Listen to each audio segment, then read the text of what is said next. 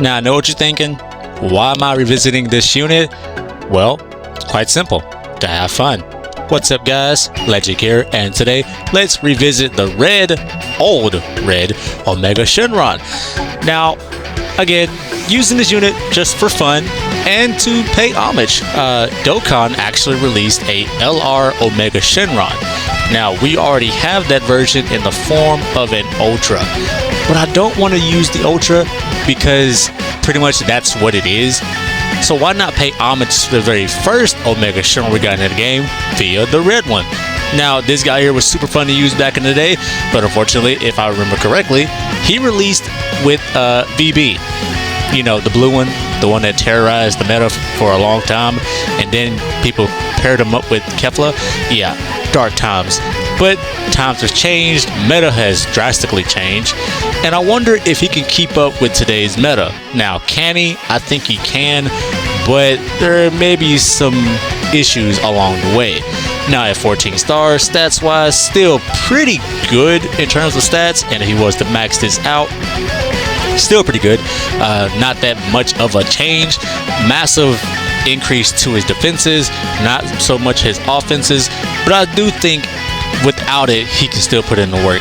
Now, he is basically a decent damage dealer. I mean, massive impact, massive explode damage on his blue card. He has a lock-in green card. Well, it's not a lock-in, it's a sub count up, but we all call this a lock-in because that's pretty much what it feels like for 3 timer counts, and it's channelable with everything. And this thing here hits like a truck. Dare I say, during the 2nd year anniversary, I want to say he had probably the strongest ult in the game, second to VB. But here's the issue with that. You have to build it up. And how do you build it up? Well, his overall kit is actually still pretty decent. A lot of his damage is locked away behind Dragon Balls. So theoretically, at the start of battle, he's coming in with 40% damage inflicted, because each Dragon Ball you possess, as it says here, you get 10% to damage inflicted. So if you gain up to 7, get 7 Dragon Balls, guess what? You are hitting for pretty much 100 damage inflicted, which is not that bad. But after 50 timer counts, it does fall off. So that could pose an issue, but him hitting for 7% damage inflicted is really not that bad in his own. We do have units that do that as it is, and they can still seem very impressive with that 7% damage inflicted, but sometimes it can seem a little dull. So that's the issue with this unit.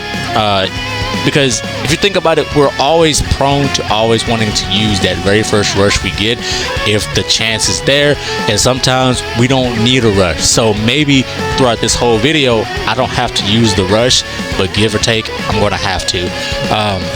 He is a bit of an annoying unit because he lands heavy bleed, poison, and paralysis, which is really annoying. And if you pair him with GT units, it just amplifies that damage. So his damage to me is there. You have to build it up, but my worry is his defenses. So how do we counteract that? Well, quite simple. We're going to mega juice this dude and give him 3 Zenkai buffs. Why? Just to have a little fun. And pretty much, I do think the way I have him kitted out, I think he'll do some pretty good work. I gave him the pure strike equip because of Jiren, pretty good equipment. I also gave him this because not only does this go for Ultra VB, but it also goes for Red Fusion Warriors, and Shenron satisfied that little I guess that little thing. And also this just because of defenses, special move, ult, and strike. So his ult should be hitting hard, and his strike should be hitting hard as well. But unfortunately, I feel like he may get carried by the tag 4s or Susan for Goku. And to make it a little bit more interesting, this guy here is actually in the A tier boost system. So with that, extra 20% to damage inflicted, extra 15 to defenses, not that bad whatsoever. So with all that said, let's see if the red Omega Shenron can keep up, or can you just simply throw hands with today's meta.